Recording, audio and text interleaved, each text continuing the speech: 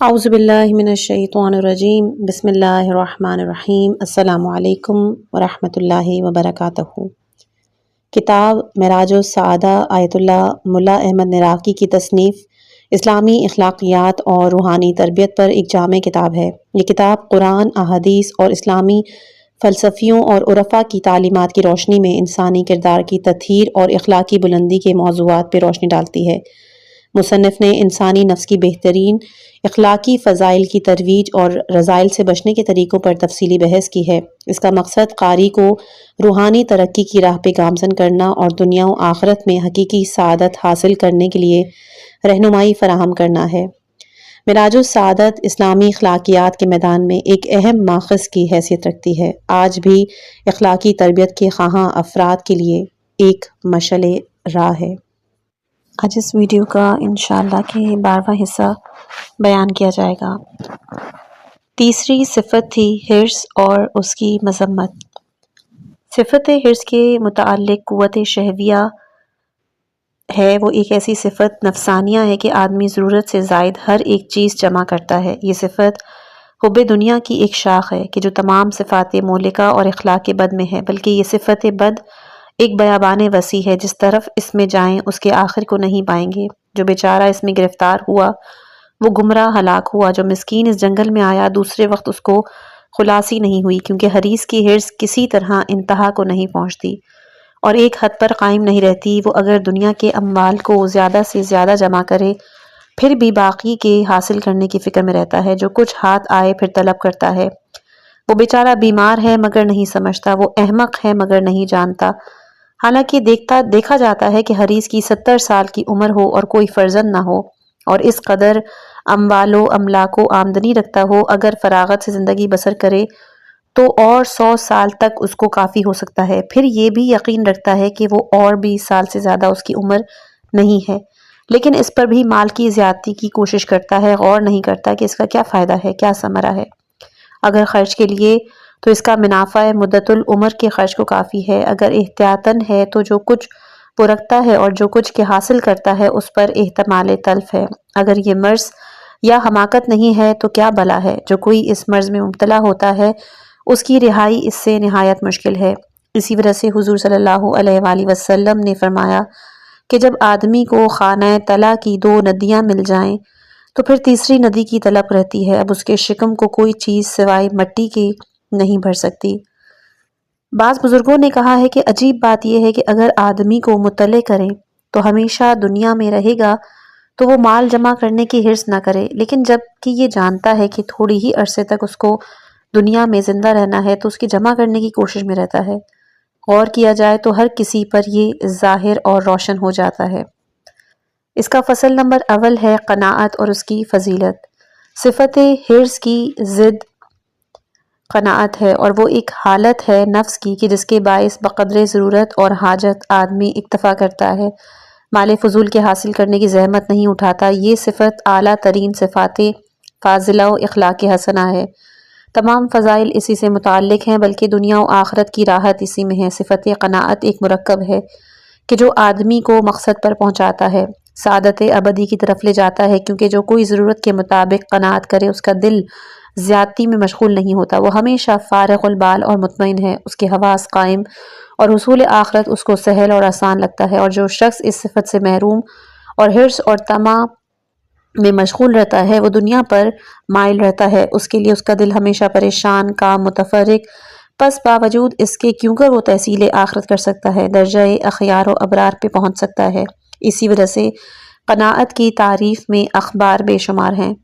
حضور صلی اللہ علیہ وآلہ وسلم سے مروی ہے کہ خوشا بحال اس کا کہ جس نے دین اسلام کی ہدایت پائی ہو، ضرورت کے مطابق اس کو ملے تو وہ اس پر قناعت کرے۔ فرمایا کہ آدمی دنیا کی طلب میں زیادہ کوشش نہ کرے، کیونکہ کسی کو مقدر سے زیادہ نہیں ملتا اور کوئی شخص دنیا سے نہیں جاتا ہے جس کو مقدر کے مطابق حاصل نہ ہوا ہو۔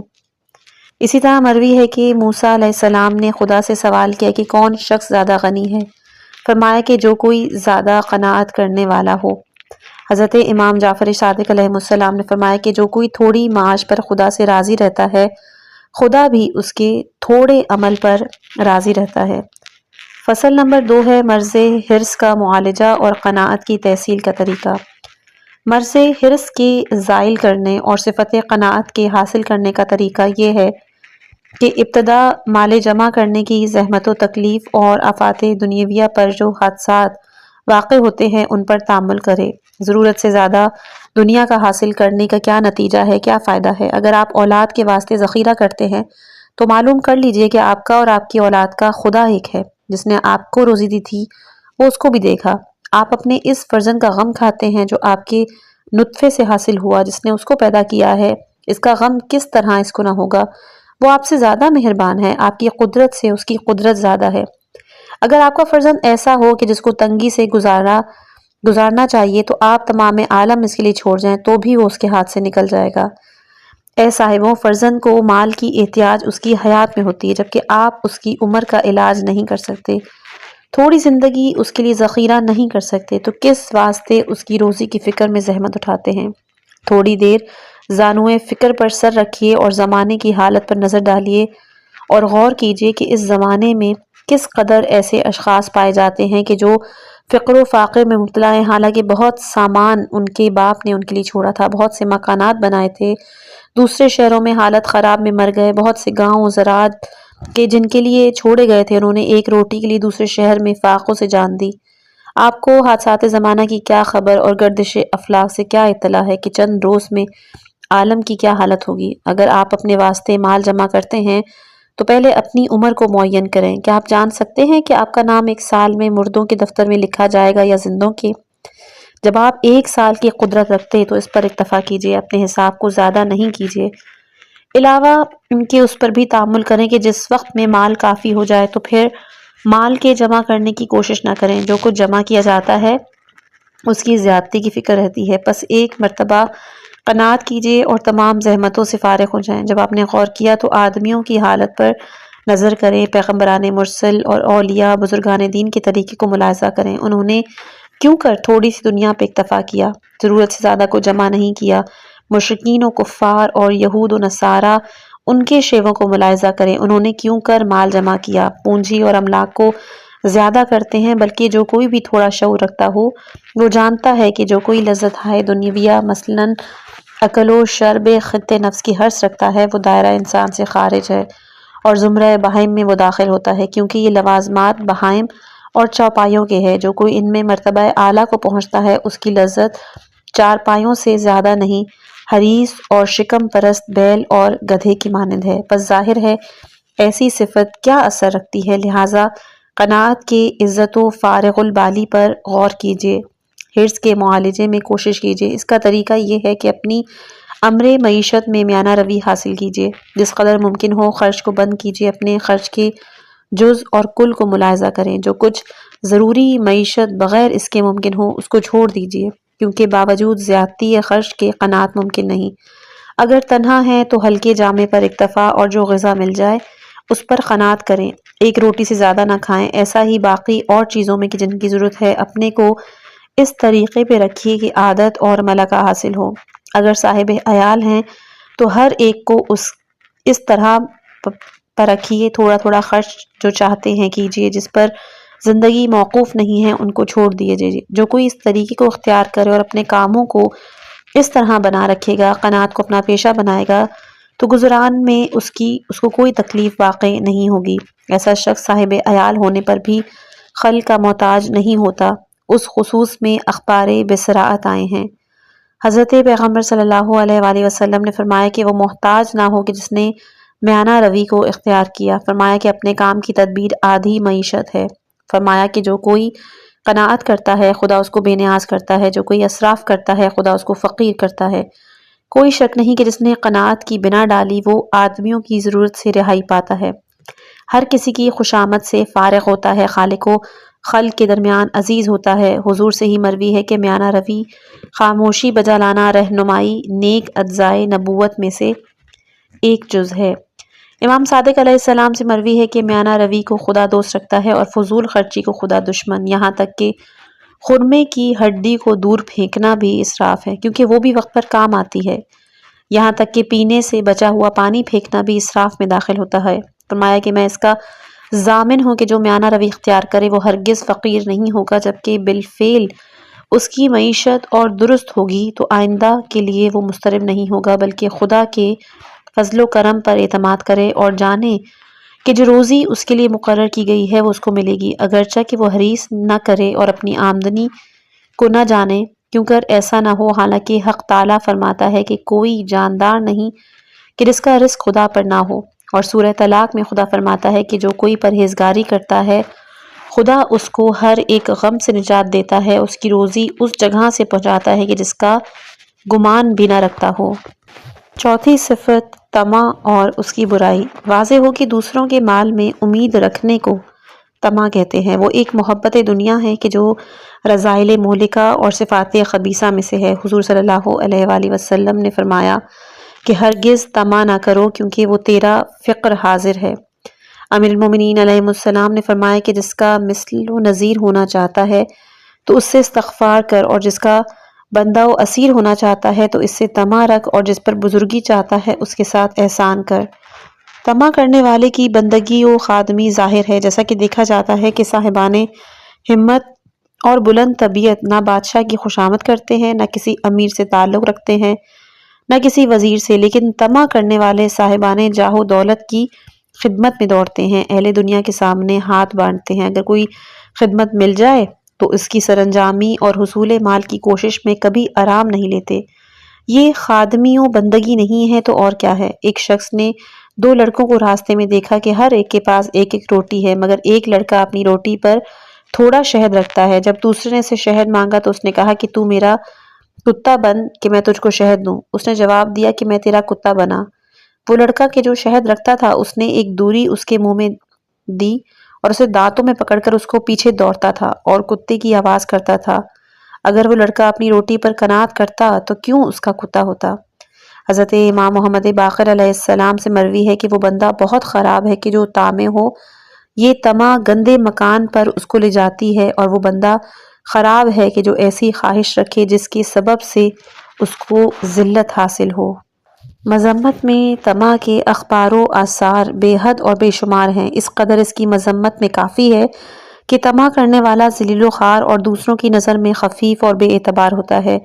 ایک روٹی کے ٹکڑے کے واسطے اس کے دروازے پر جاتا ہے، درہم و دینار کے لیے اس کے گھر پر دوڑتا ہے، کبھی اپنے کو کسی نالائق کا بندہ بناتا ہے اس کا بچا ہوا کھائے، کبھی اپنے کسی کمینے کا غلام بنتا ہے کہ اس سے کوئی چیز حاصل کرے، جھوٹی خوشامد سے جھوٹ کہتا ہے، ہزاروں باتیں بناتا ہے کہ کسی چیز کی سرفرازی ہو، کسی کافر کو سجدہ کرتا ہے کہ سرفراز ہو، کسی فاسق کے آگے خدمت کرتا ہے کہ ممتاز ہو۔ عجب ذلت و حقارت ہے۔ ایسا شخص مثل اس کی ہے کہ جس نے حصول مال کے لیے طمع کو اپنا پیشہ بنایا ہے، جس طرح سے ممکن ہو کوئی بھی چیز اس کو حاصل ہو جائے۔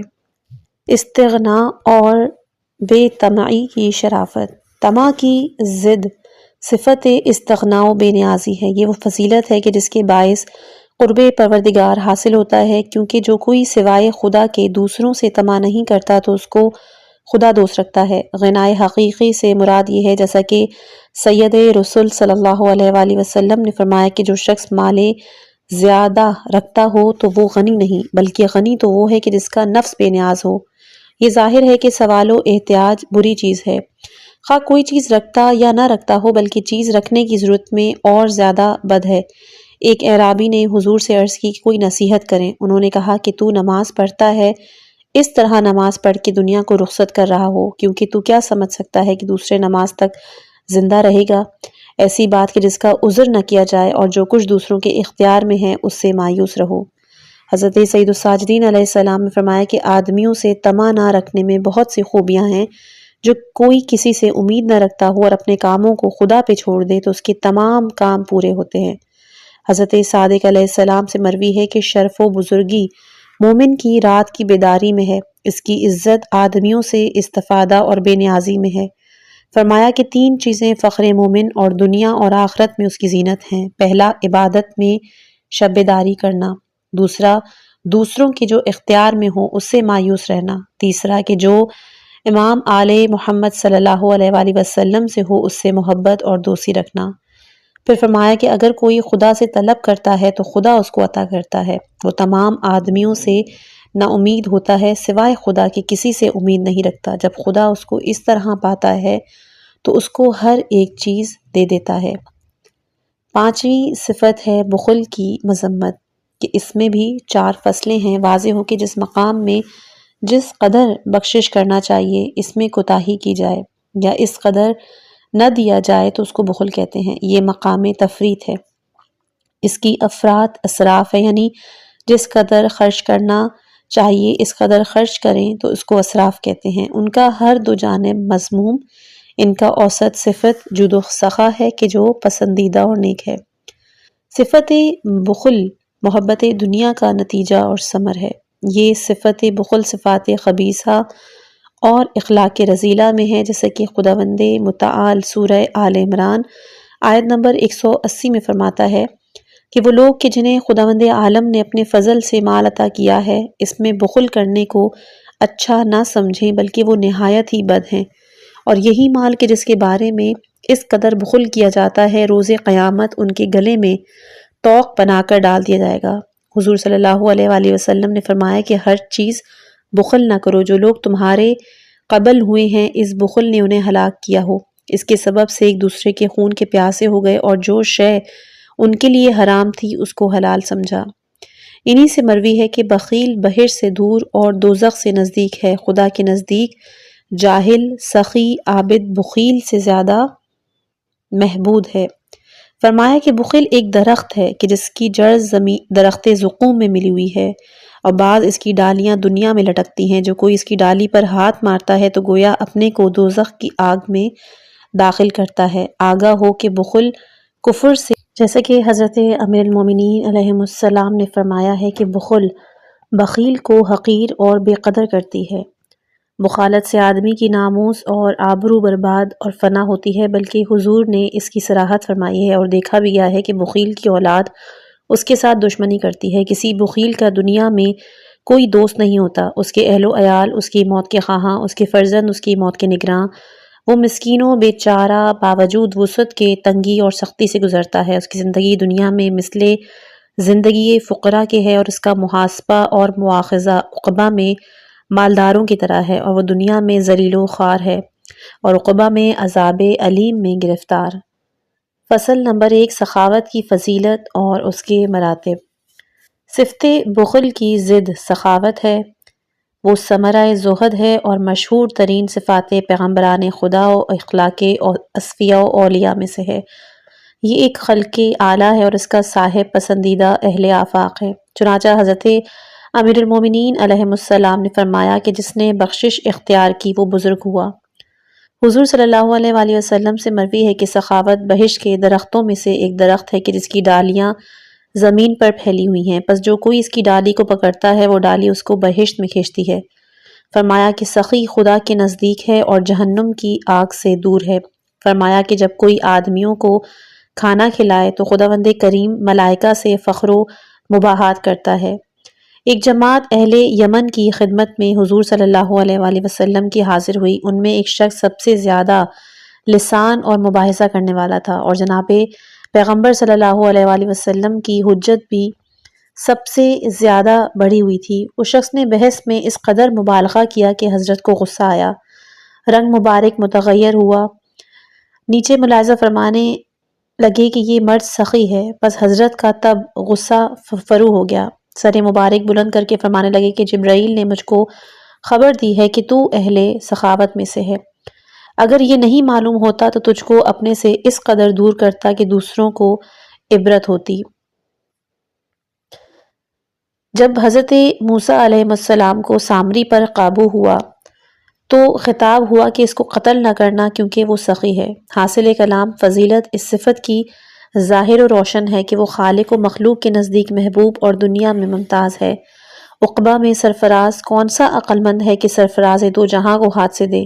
سخاوت کا بلند مرتبہ ایثار ہے اور وہ یہ ہے کہ باوجود اپنی احتیاج اور ضرورت کے دوسروں کے ساتھ بخشش وجود سے کام لے۔ یہ مرتبہ بلند ہر کسی کو حاصل نہیں ہوتا، ہر شخص اس مرتبے کا لائق اور سزاوار نہیں ہے۔ اس جماعت کی مدح میں خلاق عالم فرماتا ہے کہ حالت درویشی و احتیاج میں آپ صرف نہ کر کے دوسروں کو دے دیتے ہیں۔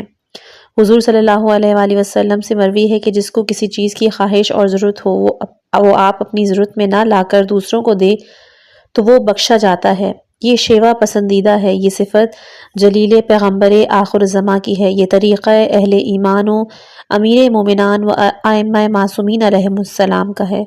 بعض حرم مطہر پیغمبر صلی اللہ علیہ وآلہ وسلم نے کہا ہے کہ اس سرور نے پے در پے 3 روز کوئی چیز کبھی اپنے زمانے حیات میں پیٹ بھر کے نوش نہیں کی، حالانکہ جس وقت چاہتے سیر ہو کے نوش فرما سکتے تھے، لیکن جو کچھ کے رکھتے تھے وہ دوسروں کو دے دیتے تھے اور بھوکوں کو اپنے اوپر مقدم جانتے تھے۔ کتب تواریخ میں حیدر کرار کی حکایت بہت ہی مشہور و معروف ہے۔ اس بزرگوار کا ایثار اس حد تک پہنچا تھا کہ حضور صلی اللہ علیہ وآلہ وسلم کے بستر پر جاں نثاری کی غرض سے آرام فرمایا۔ اسی سبب سے خداوند عالم نے ملائکہ سے فخر و مباحات کیا اور یہ آیت نازل کی، وَمِنَ النَّاسِ مَن یشری نفسہ ابتغاء مرضات اللہ۔ ایسا ہی ائمہ طاہرین علیہم السلام نے اس طریقے کو اختیار فرمایا اور اس فضیلت کے حاصل کرنے میں بہت کوشش فرمائی۔ فصل نمبر 2 ہے مرض بخل کا معالجہ۔ واضح ہو کہ مرض بخل کے معالجے کے لیے علم و عمل کی ضرورت ہے۔ علم یہ ہے کہ اس کی خرابی کو جانے، جود و کرم کے فائدے کو پہچاننے کے بعد اس کے مرض کے علاج کی ابتدا کرے۔ جو اخبار و آثار مذمت میں بخل کی اور تعریف میں سخاوت کی آئے ہیں ان کو ملاحظہ کرے۔ ان وعد و وعید کو کہ جو ان 2 صفت میں کی گئے ہیں ان کو دیکھے، بخیلوں کی ذلت، ان سے نفرت کرنے والوں کی طبیعت کو مشاہدہ کرے اور معلوم کرے کہ اس کے لیے دوسرا مکان اس کے سوا بھی ہے کہ خواہ مخواہ اس کو وہاں جانا ضروری ہے، پس اس جائے بھی بلحاظ ضرورت آگے بھیج دینا اور ذخیرہ کرنا چاہیے تاکہ عاجزی کے روز کام آئے۔ اپنے فرزند پر اعتماد نہ کرے، غور کیجئے کہ آپ نے اپنے ماں باپ کے لیے کیا کیا ہے جو آپ کے فرزند آپ کے لیے کریں گے۔ جب آپ نے ان مراتب کو معلوم کیا تو خام خواہ عطا و بخشش کی عادت ہوگی۔ دل سے مال کی محبت کو اٹھائیے اور فقراء کے ساتھ احسان کیجیے، یہاں تک کہ آپ کی طبیعت صفت احسان اور صفت سخاوت کے طالب کو چاہیے کہ جب ارادہ عطا کا کرے تو اس میں دیری نہ کرے کہ شیطان لعین وسوسے میں ڈالے گا، فقیر و مفلس ہو جانے سے ڈرائے گا۔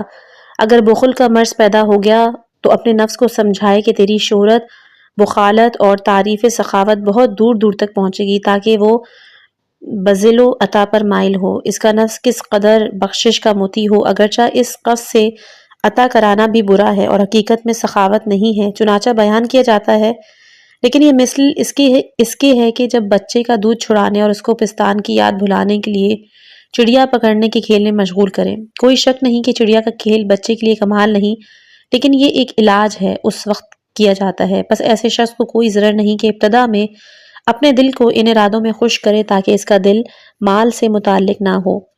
واضح ہو کہ اس صفت بخل کا علاج عمدہ یہ ہے کہ اس کے سبب کو قطع کر دے، اور سبب اس کا دوستی مائل ہے۔ ان تمام سے بڑھ کر جن پر احسان مترتب ہوتا ہے اور سبب دوستی مال ہے، یا ان لذات و خواہشات اور دنیوی کی محبت ہے کہ جو مال سے حاصل ہوتی ہے، یا طول عمل کی وجہ سے، یا اپنی اولاد کے ذخیرہ کرنے کے سن رسیدہ اس قدر مال رکھتے ہیں کہ جو ان کی عمر کو کفایت کرے، اور پھر بھی زیادہ مال جمع کرتے ہیں حالانکہ ان کی کوئی اولاد نہیں ہے اس کی احتیاط کر سکے، باوجود اس کے رات دن مال کی جمع کرنے کی کوشش کرتے ہیں، خود تکلیف میں بسر کرتے ہیں بلکہ خمس و زکوٰۃ تک نہیں دیتے اور اپنی بیماری کے علاج میں 1 پیسہ خرچ نہیں کرتے۔ ایسے اشخاص درہم و دینار کے عاشق ہیں، ان کو مال جمع کرنے کی لت ہو گئی ہے، باوجود اس کے کہ وہ جانتے ہیں کہ ایک دن مرنا ہے۔ ان کے دشمن ان کے مال کو غارت کریں گے۔ جو کوئی 1 پیسہ دنیا و آخرت کے لیے نہیں خرچ کرتا اس کو ایک مرض ہے کہ جس کا علاج نہایت مشکل ہے، خصوصاً بڑھاپے میں، جبکہ اس کا مرض پرانا ہو گیا ہو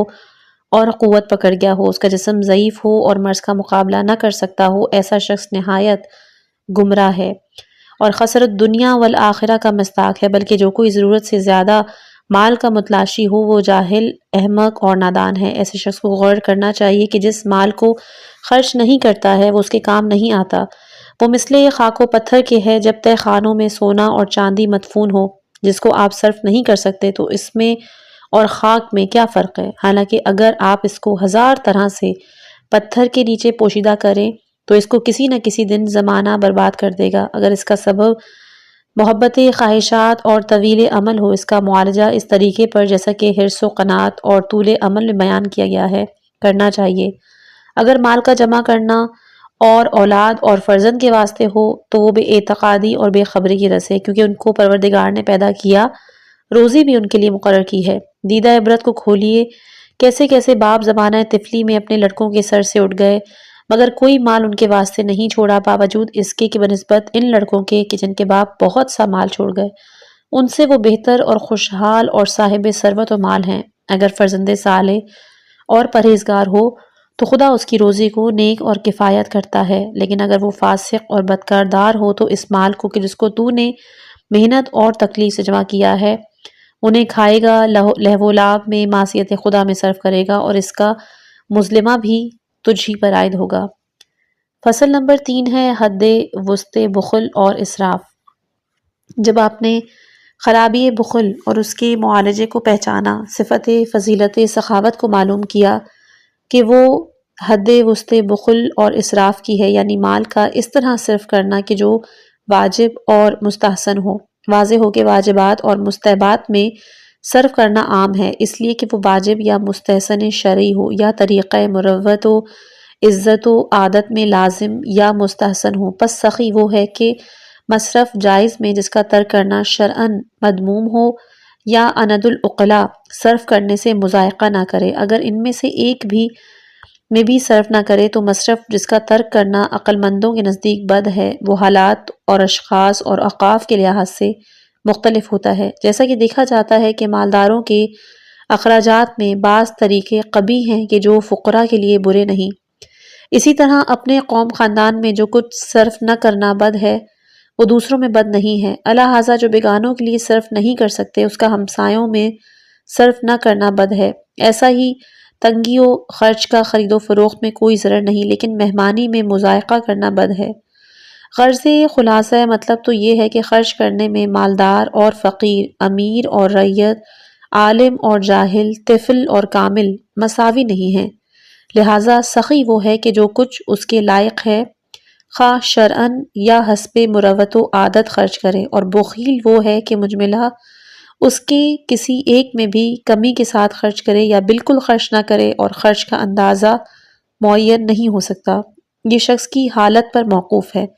اب جو شخص بہت سامان رکھتا ہو اور حسب شرع اور عرف و عادت بے قدر لازم اور واجب خرچ کرے، مستحبات و مستحنات عقلیہ سے منہ پھرائے اور اپنے مال کو بخیل فقر و حوادث زمانہ ذخیرہ کر کے رکھے، بس ایسا شخص اگرچہ عام کے نزدیک بخیل نہیں کہلائے گا لیکن خاص لوگوں کی نظر میں بخیل ہوگا۔ اس کو سخی کریم نہیں کہتے، کیونکہ اس کے نزدیک صفت جود و سخا کی اس وقت حاصل ہوتی ہے جب مقدار سے زیادہ بخشش کرے۔ نئی صفت جود و سخاوت کے لیے شرط حصول یہ ہے کہ مال کے بخشش کرنے میں کوئی غرض دنیاوی نہ ہو، اور جو کوئی بخیل مدح، ثنا و شہرت اور نیک نامی اور تالیف قلوب عطا کو بخشش کرے وہ ہرگز سخی اور کریم نہیں، بلکہ وہ اہل معاملہ ہے کہ شہرت اور مدح وغیرہ کو خریدتا ہے۔ فصل نمبر 4 فضیلت اور اقسام عطائے واجبہ و مستحبہ اور ان کے آداب اور نقطۂ باطنیہ۔ واضح ہو کہ صفت جود و سخا کا لازمہ بذل اور عطا ہے، وہ چند امور پر مشتمل ہے کہ جن میں بعض واجب اور مستحب ہیں، خصوصاً ہر ایک کی فضیلت اور ثواب میں اخبار آئے ہیں۔ ہر ایک کے لیے آداب و شرائط ظاہریہ اور نقطہ وقائع باطنیہ ہیں۔ شرائط ظاہریہ یہ ہیں کہ جو کتب فقہ میں مذکور ہیں، پس ان مقام کا ہم بعض آداب اور نقطۂ باطنیہ کو بیان کرتے ہیں۔ واضح ہو کہ عطائے واجبہ کے اقسام حسب ذیل ہیں۔ سب سے پہلا ہے زکوٰۃ۔ زکوٰۃ وہ تمام عطا اور صدقہ ہے جو اہم اور مقدم ہے، وہ گلشن دولت و ثروت کا آب جاری ہے، وہ زراعت اعمال اہل زراعت اور تجارت کی نسیم بہار ہے، وہ خزانہ مال کا چوروں سے پاسبان ہے، وہ دیوار غنا اور بے نیازی کا صدمہ، احتیاج اور پریشانی سے پشتی بان ہے۔ زکوٰۃ دینے والوں کی تعریف میں اور نہ دینے والوں کی مذمت میں آیات اور اخبار بہت سے آئے ہیں۔ حق سبحانہ و تعالیٰ نے کلام مجید کے اکثر مقامات میں اسے قریب قریب نماز کے بیان کیا ہے۔ زکوٰۃ دینے والوں کی نسبت خداوند متعال نے سورہ توبہ میں فرمایا ہے کہ جو لوگ سونا چاندی جمع کرتے ہیں اور خدا کی راہ میں صرف نہیں کرتے، ان کو بشارت دو کہ ان کے لیے سخت عذاب ہے۔ ایک روز ان کو آگ میں لال کر کے ان کی پیشانی، پہلو، پیٹھ کو داغ دیں گے اور کہیں گے کہ یہ 2 چیز ہے جو تم نے اپنے لیے جمع کر رکھی ہے۔ حضور صلی اللہ علیہ وآلہ وسلم نے فرمایا کہ جب آدمی زکوٰۃ نہیں دیتے تو زمین بھی اپنی برکت ظاہر نہیں کرتی۔ امام جعفر صادق علیہ السلام سے مروی ہے کہ جو کوئی زکوٰۃ نقد نہ ادا کرے تو قیامت کے روز خداوند عالم اس کو ایسے صحرا میں محبوس فرمائے گا جس میں ایک بہت بڑا سانپ ہوگا جو اس کے پیچھے دوڑے گا۔ وہ شخص اس سے آگے بھاگے گا، جب وہ دیکھے گا کہ اس سے خلاصی ممکن نہیں تو اپنا ہاتھ اس کے منہ میں دے گا۔ وہ سانپ اس کے ہاتھ کو مثل مولی کے چبائے گا اور بعد ازاں وہ اس کی گردن میں مثل توق کے ہو جائے گا۔ پھر خداوند متعال فرماتا ہے کہ جو کوئی چوپائے مثلاً اونٹ یا گوسفند یا گائے رکھتا ہو، اس کی زکوٰۃ ادا نہ کرے تو خدا اس کو قیامت کے دن صحرائے ناہموار میں محبوس کرے گا جس میں ہر ایک جانور سمدار اس کو پامال کرے گا اور عیش دار جانور اس کو کاٹیں گے۔ جس صاحب زراعت نے خرما یا انگور یا غلے کی زکوٰۃ نہ دی ہو تو خدا اس کی زمین کے 7 طبقوں کو اس کی گردن میں طوق بنا کر ڈال دے گا۔ اسرار وجوب زکوٰۃ۔ واضح ہو کہ اسرار وجوب زکوٰۃ 3 ہیں۔ اول یہ کہ توحید کامل یہ ہے کہ آدمی کے لیے سوائے خداوند عالم کے اور کوئی محبوب نہ ہو۔ ہاں، محبت شراکت کو گوارا نہیں کرتا اور توحید زبانی چندہ فائدہ نہیں دیتی۔ کسی کے ساتھ محبت کا اندازہ اس وقت معلوم ہوتا ہے جب وہ تمام اشیاء محبوبہ سے ہاتھ اٹھا کر اس کی طرف متوجہ ہو، اور چونکہ مال لوگوں کی نظر میں حصول نفع کی وجہ سے محبوب ہے اور اس لیے موت سے کراہت ہوتی ہے، پس خداوند عالم نے ان کی دعوی محبت کی آزمائش اس مال سے کی ہے۔ اسی وجہ سے خداوند متعال سورہ توبہ میں فرماتا ہے کہ خدا نے نفوس اور اموال مومنین کو خرید کیا ہے جس کے عوض میں بہشت کرامت فرمائے گا۔ دوم یہ کہ اسرار وجوب زکوٰۃ میں سے یہ ہے کہ مال کی بخشش کی ترغیب سے صفت رذیلہ بخل سے نفس پاک ہوتا ہے اور مال کے ہر وقت دینے سے بذل و عطا کی نفس کو عادت ہوتی ہے یہاں تک کہ ملکہ ہو جاتا ہے۔ اور سوم یہ کہ شکر نعمت خدا بجا لانا، کیونکہ بندے پر حق نعمت بدن اور نعمت مال کا بجا لانا ایک امر واجب ہے۔ عبادت بدنی شکر نعمت بدن اور مال کا بخشش کرنا شکر نعمت مال ہے۔ کس قدر مذموم ہے کہ کوئی مسلمان فارغ البال اسلام کا مدعی ہو اور کسی فقیر بے نوا کو پریشان اور مضطر دیکھے تو پروردگار کا شکر نعمت نہ بجا لائے۔ آداب بخشش۔ واضح ہوا کہ جو کوئی شخص خدا کی راہ میں مال کو بخشش کرتا ہے اس کے چند آداب ہیں۔ پہلا یہ کہ جب کوئی مال راہ خدا میں دینے کا کسی کے دل میں خیال پیدا ہو جائے تو یہ سمجھ لینا چاہیے کہ شیطان اس سے غافل اور فرشتے نے اس کے دل میں گزر کیا ہے، اس موقع کو غنیمت جانے اور اپنے ارادے کو فوراً پورا کرے۔ دوسرا یہ کہ جب کسی کو ضرورت مند پائے قبل اس کے کہ وہ ظاہر کرے اس شخص کو اس کی ضرورت کا گمان ہو تو فوراً اس کی بخشش کر دے، اس کی آبرو کی حفاظت کرے تاکہ وہ سوال کرنے پر متعد نہ ہو جائے، کیونکہ اگر سوال کے بعد دیا جائے گا تو وہ اس آبرو کی قیمت ہوگی جو کہ لی گئی ہے، احسان کامل نہیں ہوگا۔ تیسرا یہ کہ وقت اور زمانہ نیک میں صدقہ دیا جائے جو مقرر کیا گیا ہے، مثلاً روزے عید غدیر، ماہ ذی الحجہ خصوصاً وہ اول یا ماہ رمضان المبارک خصوصاً آخر۔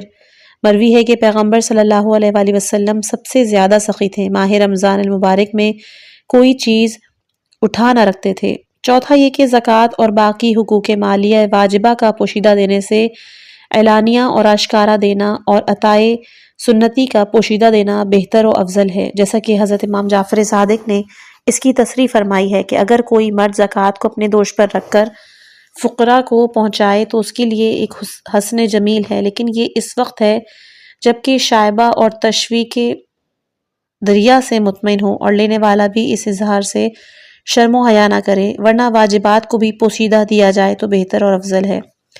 پانچواں یہ ہے کہ فقیر منت رکھنے اور اس کو تکلیف دینے سے اجتناب کرے، جو چیز عطا کی جائے اس کو دل سے بھلا دے تاکہ دفتر حساب میں اس کا ثواب درج کیا جائے، کیونکہ یہ صفت بد اس کے صدقے کو باطل اور حلیہ صحت کو ضائع کرتی ہے۔ چنانچہ حق سبحانہ و تعالیٰ فرماتا ہے سورہ بقرہ آیت نمبر 264 میں کہ اے مومنین اپنے صدقے کو منت رکھنے اور ایذا دینے سے باطل نہ کرو۔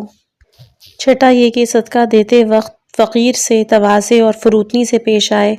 ساتواں کہ جو چیز فقیر کو دی جائے اس قسم کی ہو کہ اس کو لینے میں خفت، خاری، خجالت اور شرمساری واقع نہ ہو۔ مثلاً کسی عزیز کو نقدی لینا پسند نہ ہو تو اس کے عوض میں کوئی شے دے دے۔ اگر اس کو قبول کرنے سے عار معلوم ہوتا ہو تو صدقے کو ہدیہ قرار دے دے۔ اگر اس کی طبیعت بالمشافہ لینے میں پسند نہ کرتی ہو تو کسی دوسرے کے ہاتھ بھیج دے۔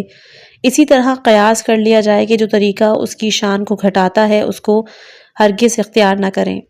آٹھواں کہ جو کچھ راہ خدا میں دیا جائے اس کو بزرگ نہ سمجھے اور نہ جانے کہ بہت بڑا کام کیا ہے۔ مثلاً مسجد یا مسافر خانہ بنائے تو اس کی نظر میں کوئی وقت نہ ہو اور یہ خیال نہ کرے کہ خدا کو راضی اور خوشنود کیا ہے۔ نواں کہ جو کچھ خدا کی راہ میں دیتا ہے وہ اسے اپنے مقام تمام مال سے بہتر اور سب سے زیادہ عزیز ہو، حرمت و شبہ سے پاک ہو، کیونکہ خدا پاک ہے، وہ سوائے پاک کے قبول نہیں کرتا۔ جو چیز کم درجے کی ہو خدا کی راہ میں اس کا دینا خلاف ادب ہے، کیونکہ بندہ خدا اچھی چیز کو اپنے اور اپنے عیال کے لیے اٹھا کے رکھتا ہے اور ہر بری چیز کو خدا کے پاس بھیجتا ہے۔ بعض اشخاص کو آپ آیا نہیں دیکھتے کہ اگر کوئی مہمان آ جائے تو وہ میزبان اچھی اچھی غذا کو اپنے عیال کے لیے رکھ چھوڑتا ہے اور برے غذا مہمان کے آگے لاتا ہے، دل تنگ اور شکستہ خاطر ہوتا ہے، حالانکہ جو تصدیق کیا جاتا ہے گویا وہ اپنے لیے آگے بھیج رہا ہے۔ پس ہر شخص کو لازم ہے کہ اچھی چیز اپنے لیے ذخیرہ کرے۔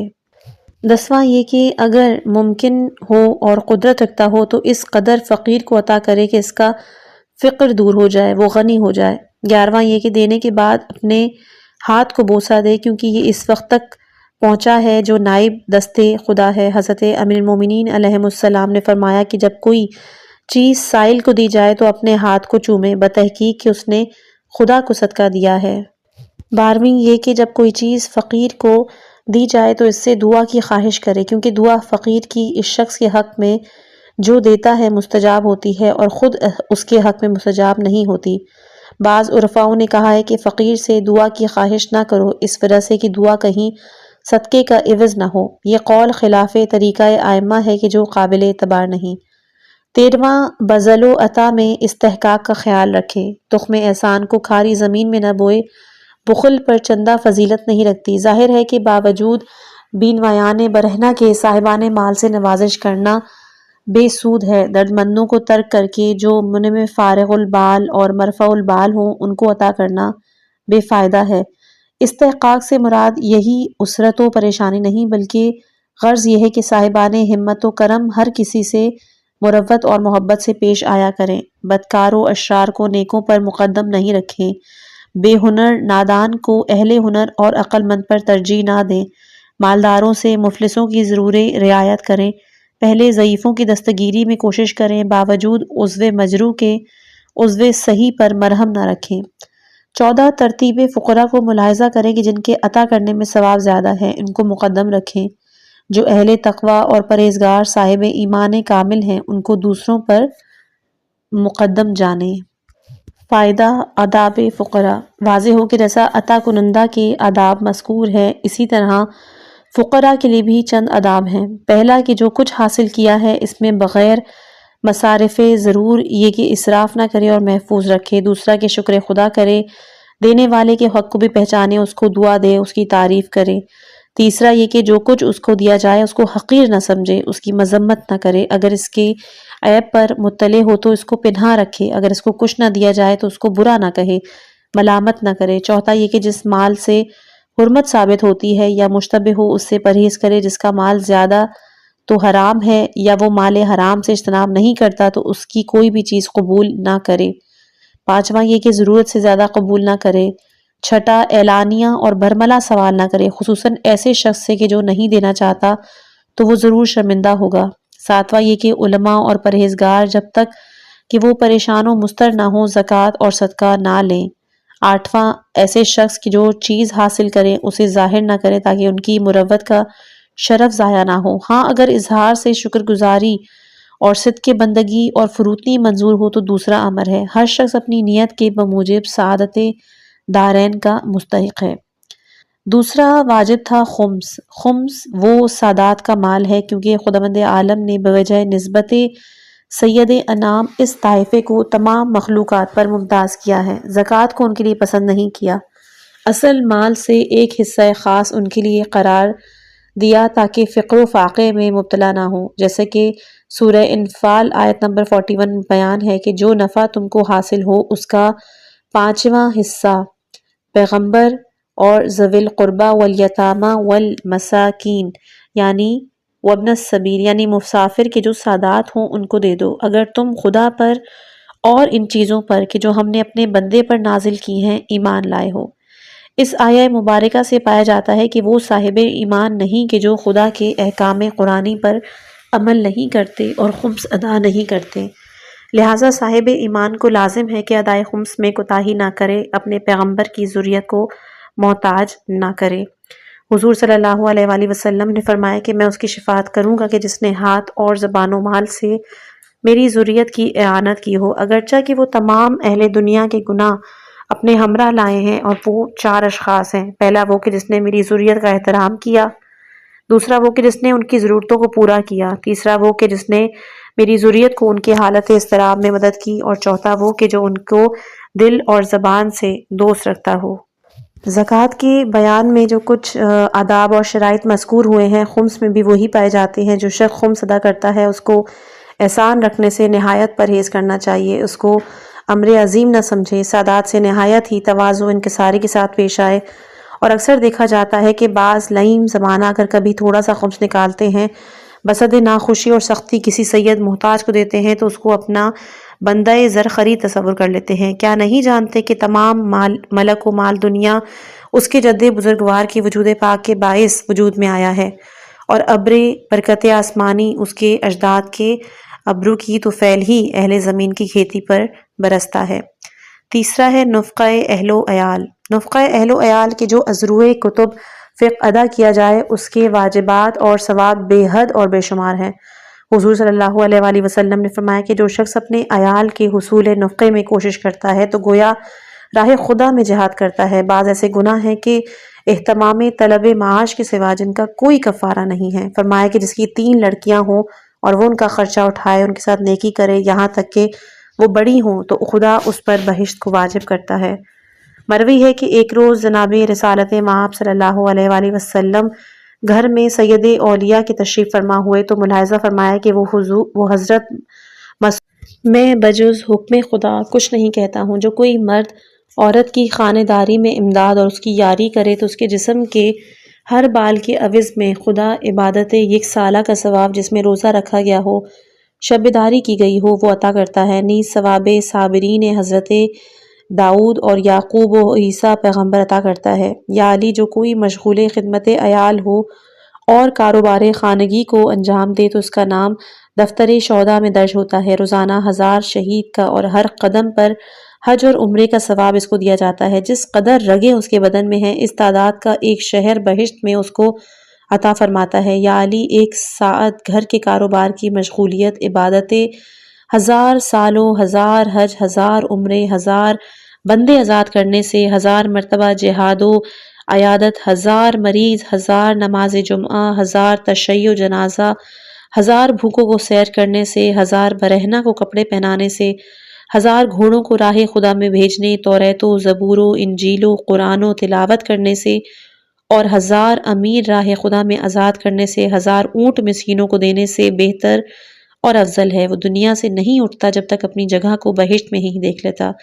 یا علی خدمت عیال گناہان کبیرہ کا کفارہ اور پروردگار کے غضب کو دور کرتا ہے، اور وہ حور العین کا مہر ہے، حسنات کو زیادہ اور مراتب کو بلند کرتا ہے۔ یا علی وہ شخص خدمت عیال کرتا ہے جو صدیق ہو یا شہید ہو، یا وہ مرد ہو کہ جس کو خدا نے دنیا و آخرت کی تمام نیکیاں دی ہوں۔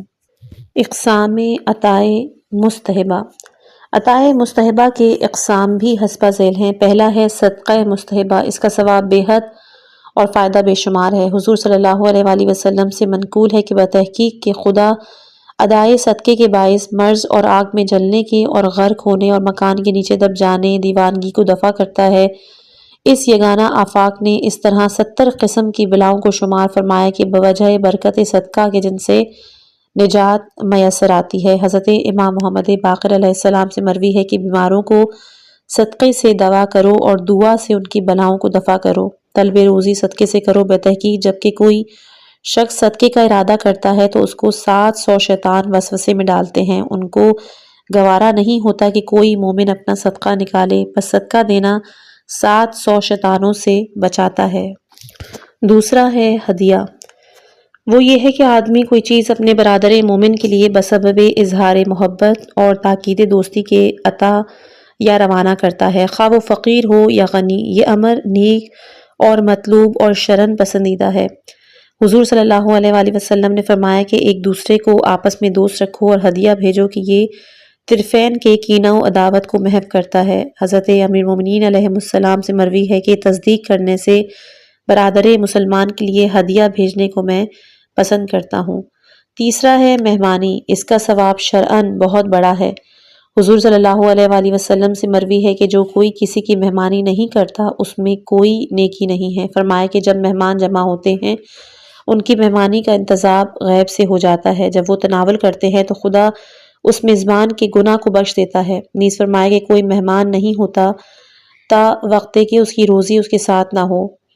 نیز جناب سے مروی ہے کہ جب خدا کسی کے متعلق نیکی کا ارادہ کرتا ہے تو مہمان کو اس کی روزی کے ساتھ بھیجتا ہے کہ وہ اہل خانہ کے گناہوں کو اٹھا لے جائے۔ نیز فرمایا کہ جس گھر میں مہمان نہیں آتے اس گھر میں ملائکہ بھی نہیں آتے۔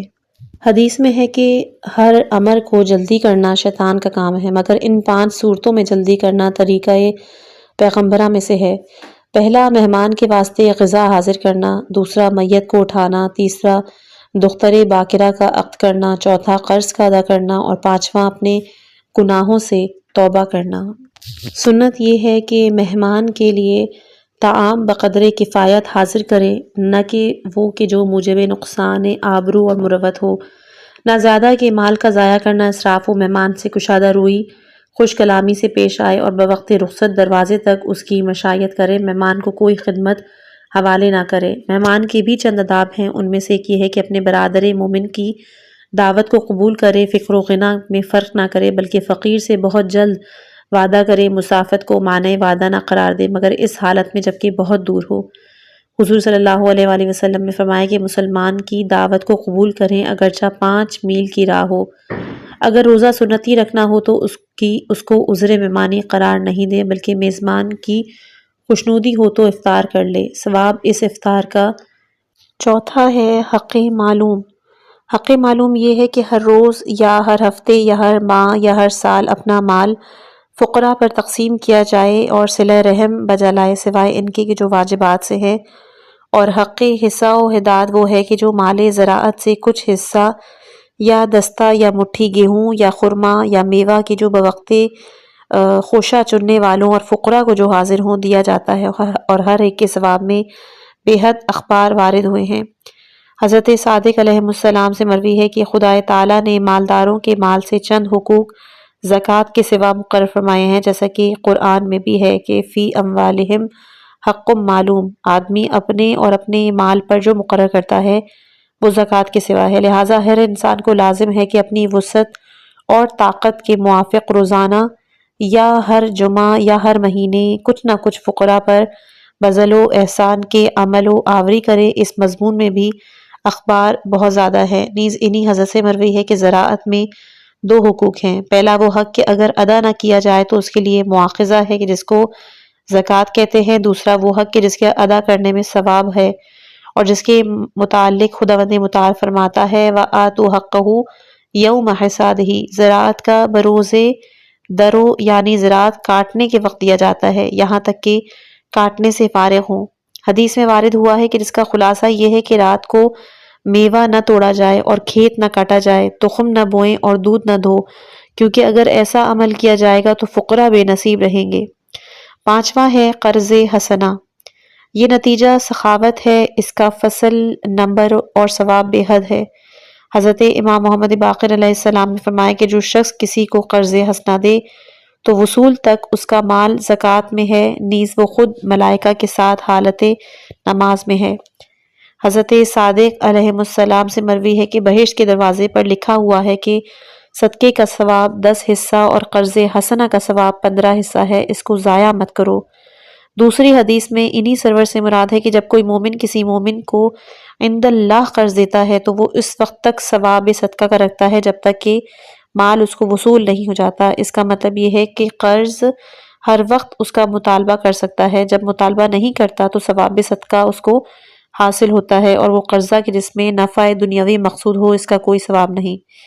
چھٹا، قرض دار کو مہلت دینا یا معاف کرنا جبکہ وہ نادر ہو، اس کی بھی بہت زیادہ فضیلت ہے، بلکہ از قسم واجبات حضور صلی اللہ علیہ وآلہ وسلم نے ایک روز 3 مرتبہ ارشاد فرمایا کہ وہ کون ہے کہ خدا کہ جس کو شعلہ جہنم سے بچا کر اپنے سایہ رحمت میں پناہ دے۔ ہر مرتبہ حاضرین نے عرض کیا کہ ہم نہیں جانتے، تو فرمایا وہ شخص ہے کہ جس نے اپنے قرضدار کو مہلت دی ہو یا اپنے حق سے دستبردار کر دیا ہو۔ اس خصوص میں بہت اخبار آئے ہیں، لہٰذا اہل ایمان پر لازم ہے کہ جو مطالبہ کسی پر ہو اور وہ ادا نہ کر سکتا ہو تو اس کو مہلت دے، اس کی ادائیگی کے لیے اس کو مجبور نہ کرے، جیسا کہ اس زمانے میں دیکھا جاتا ہے۔ اگر کسی کا 1 دینار کسی مفلس اور نادار پر باقی نکلتا ہو تو اس کو تنگ اور اس پر اس قدر تقاضا کیا جاتا ہے کہ وہ اپنی راہ آمد و رفت مسدود کرتا ہے، ہر کسی سے اس کی غیبت کی جاتی ہے، اس کو ایذا اور تکلیف پہنچائی جاتی ہے، کبھی اس کو اس قدر زد و کوب اور زخمی کیا جاتا ہے کہ جس سے دیت لازم ہو جائے، نیز اسی مال خسیس کی وجہ سے افعال حرام کے مرتکب ہوتے ہیں۔ 7واں، مسلمانوں کی اعانت کرنا، مثلا لباس پہنانا یا رہنے کو مکان دینا یا کسی کو مرکب پر سوار کرنا، ان تمام کا ثواب اور فضیلت بے انتہا ہے۔ 8واں ہے حفاظت آبرو اور رعایت حرمت کے واسطے اور شریروں کے شر اور فساد اور ظالموں کے ظلم و جور سے بچنے کے لیے کسی چیز کا دینا بھی از قسم ثمرہ سخاوت ہے۔ بہت سے بخیل ایسے ہوتے ہیں کہ بخل کے باعث طرح طرح کی ذلت و خواری اٹھاتے ہیں اور اپنے آبرو کو برباد کرتے ہیں۔ بعض اخبار میں وارد ہوا ہے کہ حفاظت آبرو میں مال کا دینا حکم صدقہ رکھتا ہے۔ 9واں، مسجد، مدرسے، پل، مسافر خانے بنانا یا باغ تیار کرنا یا اس کے مانند کوئی اور کام کرنا کہ جس کا اثر زمانے میں قائم اور باقی اور عرصہ بعید تک اس کا نفع مرنے کے بعد بھی حاصل ہو۔ حضرت صادق علیہ السلام سے مروی ہے کہ 6 چیزیں ہیں کہ جن کا ثواب مر جانے کے بعد مومن کو حاصل ہوتا ہے۔ پہلا، وہ فرزند کے جو طلب آمرزش کرتا ہے۔ دوسرا، وہ کتاب کی جو اپنے بعد چھوڑ جائے۔ تیسرا، وہ درخت کی جس کو زمین میں بویا ہو۔ چوتھا، کنواں لگانا۔ 5واں، وہ صدقہ جاریہ کہ جس کا ثواب ہمیشہ ملتا رہے، مثلا مدرسہ، پل، مسافر خانے کا وقف کرنا۔ 6واں، وہ طریقہ نیک کہ اس کے بعد اس پر پروردگار کاربند ہوں۔ 6ٹی صفت مذمت مال حرام میں کہ جس میں 3 فصلیں ہیں۔ صفات رذیلہ قوت شہوت میں سے مال حرام کھانا، اس سے اجتناب نہ کرنا، یہ بھی نتیجہ محبت دنیا و حرص ہے۔ یہ مہلکہ عظیم معنی اور وصول سعادت ہے، اس کی وجہ سے بہت اشخاص کی ہلاکت واقع ہوتی ہے اور اکثر اسی کے واسطے سے فیض سعادت ابدیہ سے محروم رہتے ہیں۔ راہ توفیق کی کوئی صدا اس سے زیادہ مضبوط اور کوئی حجاب اس سے زیادہ مانع نہیں ہوتا۔ یہ صفت انسان کو عہد پروردگار بھلا دیتی ہے، گمراہی اور سرگردانی میں شیاطین کے ساتھ ہم آغوش کر دیتی ہے۔ بے شک وہ دل کہ جس نے لقمہ حرام سے پرورش پائی ہو کہاں، اور قابلیت انوار عالم قدس کہاں۔ حضور صلی اللہ علیہ وآلہ وسلم سے مروی ہے کہ بیت القدس کے دروازے پہ ہر رات ایک فرشتہ آواز دیتا ہے کہ جو شخص مال حرام کھائے گا خدا اس کے کسی فعل سنت اور واجب کو قبول نہیں کرے گا۔ نیز یہ بھی فرمایا کہ جس کے جسم کے گوشت نے مال حرام سے ترقی پائی ہے اس کے لیے آتش جہنم ہی سزاوار ہے۔ اسی وجہ سے امام جعفر صادق علیہ السلام نے فرمایا کہ دنیا میں بندہ مومن کی خوراک مستر کی خوراک ہے۔ باوجود ان تمام موافعات کے طالب نجات کو چاہیے کہ حصول حلال سے مایوس نہ ہو اور اپنے ہاتھ اور پیٹ کو طرح طرح کی غذا سے نہیں بھرے۔ اقسام مال اور ہدیہ درشود کا فرق۔ یہاں یہ جاننا چاہیے کہ مال کی بھی 3 قسمیں ہیں: حلال واضح، حرام واضح اور مال مشتبہ۔ ان میں ہر ایک کے اپنے مدارج ہیں، کیونکہ مال حلال اگرچہ کہ وہ کامل طور پر بہتر پاک ہے لیکن بعض سے بعض زیادہ پاک اور بہتر ہے۔ ایسا ہی مال حرام اگرچہ کہ وہ کلیہ خراب اور بد ہے، مگر بعض سے بعض زیادہ تر خراب وہ جیسا کہ کوئی شخص بترک معاملہ فاسد باوجود تراضی طرفین مال حاصل کرے تو حرام ہے، لیکن اس مال کے مقابلے میں وہ مال کے جو کسی یتیم نابالغ سے بطور قہر وادان حاصل کیا جائے حرام تر ہے۔ اسی طرح تمام مال مشتبہ مکروہ ہے، مگر بعض کی کراہت زیادہ اور شدید تر ہے۔ مثلا بقول طبیب حلوہ گرم ہے، لیکن بعض پہلے درجے میں ہے، بعض دوسرے درجے میں، بعض تیسرے میں، بعض چوتھے میں۔ اسی طرح صفائی اور پاکیزگی مدارج حلال و کراہات مال مشتبہ کی ہے۔ مال حرام کی 3 قسمیں ہیں۔ پہلی یہ کہ وہ حرام کے جو مثلاً سگ و خوک و خاک وغیرہ۔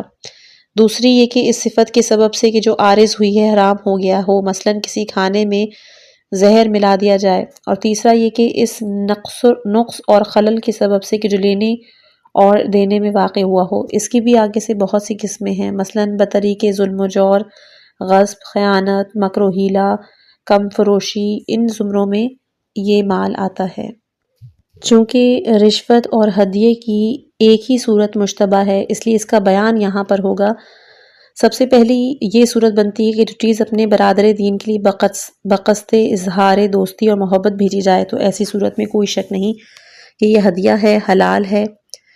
دوسرا یہ کہ کسی چیز کے ارسال کی غرض یہ ہے کہ اس سے زیادہ یا برابری کا عوض حاصل کیا جائے، مثلاً کوئی فقیر کسی غنی یا غنی کسی غنی کے لیے ہدیہ بھیجے۔ یہ قسم بھی ہدیے کی ہے، مگر حقیقتاً یہ ہبہ ہے، بشرطے کہ اس کا عوض ادا کیا جائے، نیز اس کی طمع و امید برلائی نہ جانے پر بھی حلال ہے، جیسا کہ بمقتضائے اولا و مفاد و بعض اخبار سے پایا جاتا ہے کہ اگر اس کی طمع بھی پوری نہ کی جائے تو یہ حلال ہے، جیسا کہ مروی ہے کہ اسحاق بن عمار نے حضرت امام جعفر صادق علیہ السلام سے عرض کیا کہ کوئی فقیر اس غرض سے میرے لیے ہدیہ بھیجے کہ میں اس کا عوض دوں، میں اس کی ہدیہ قبول کرتا ہوں مگر کوئی چیز اس کو نہیں دیتا، ایسی صورت میں آیا وہ ہدیہ میرے لیے حلال ہے؟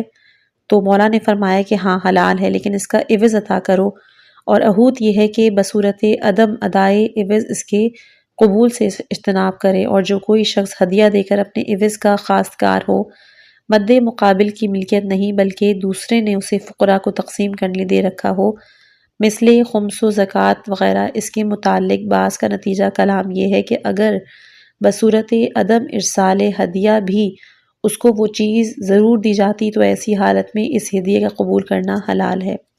تیسرا یہ کہ جب کسی چیز کے بھیجنے سے اس کا یہ مقصد ہو کہ اس کے کام میں امانت اور امداد کی جائے، خواہ وہ کام حرام ہے، اگر وہ عمل مباح ہو تو اس کے ہدیے کا قبول کرنا کوئی ضرر نہیں رکھتا۔ چوتھا یہ کہ بھیجنے والے کی غرض حصول دوستی و محبت ہو، لیکن اس محبت اور دوستی کے پیرا میں یہ منظور ہو کہ اس کے جاہ اور مرتبے کے ذریعے سے اپنے بعض مطالب کو حاصل کرے۔ اگر وہ جاہ و مرتبہ اس کو حاصل نہ ہوتا تو وہ اس کے لیے کوئی چیز نہ بھیجتا، پس اگر اس کے مطالب غیر مشروعہ کے حصول کی غرض سے ہوں تو اس کی رشوت ہونے میں کوئی شک نہیں، اس کا قبول کرنا جائز نہیں ہے۔ اگر اس کا مطلب امور مشروعہ کے متعلق ہو یا اس کی غرض معلوم نہ ہو، ظاہر ہے کہ حرام نہیں ہوگا، اگرچہ اس کا قبول کرنا کراہت سے خالی نہیں ہے، کیونکہ یہ ہدیہ رشوت کی ہی صورت رکھتا ہے۔ مروی ہے کہ حضور صلی اللہ علیہ وآلہ وسلم نے کسی کو حاکم قریہ کر کے روانہ فرمایا کہ زکوٰۃ جمع کر کے لائے۔ جب وہ واپس آیا تو اس جمع شدہ میں سے کچھ حصہ اپنے ہاں اس نے رکھ لیا اور کہا کہ یہ مجھ کو دیا گیا ہے۔ حضور نے ارشاد فرمایا کہ اگر تیرا بیان سچ ہے تو کس لیے اپنے گھر نہیں بیٹھا کہ تیرے لیے لوگ ہدیہ لا کر دیں۔ نیز فرمایا کہ جب کسی کو حاکم اور والی اور قاضی مقرر کیا جاتا ہے اس کو اور نیز ان کو کہ جو عمالے سلاطین ہیں، سزاوار یہ ہے کہ اپنے کو منصب اور خدمت سے بیکار تصور کیا کریں۔ ایسی حالت میں اگر ان کو کوئی ہدیہ ملتا ہے تو حالت حکومت میں اس کو قبول کیا کریں، اور بصورت عدم خدمت اور معطلی نہیں مل سکتی اس وقت میں بھی اس کو قبول نہ کریں۔ فصل نمبر 2 ہے اس کے بعد مال حرام سے پرہیز کرنے کی فضیلت اور اس کے حصول کی شرافت کی، انشاءاللہ کہ وہ اگلی۔ اس آڈیو کو سننے کا بہت بہت شکریہ۔ اگر آپ کو یہ معلومات مفید لگیں تو براہ مہربانی لائک کریں، اپنے دوستوں کے ساتھ شیئر کریں اور ہمارے چینل کو سبسکرائب کریں تاکہ آپ کو مستقبل میں مزید مفید ویڈیوز ملتی رہیں۔ اپنی رائے اور تجاویز نیچے کمنٹس میں ضرور دیجیے گا۔ اگلی ویڈیو تک کے لیے اپنی خاص دعاؤں میں یاد رکھیے گا۔ والسلام علیکم ورحمۃ اللہ وبرکاتہ۔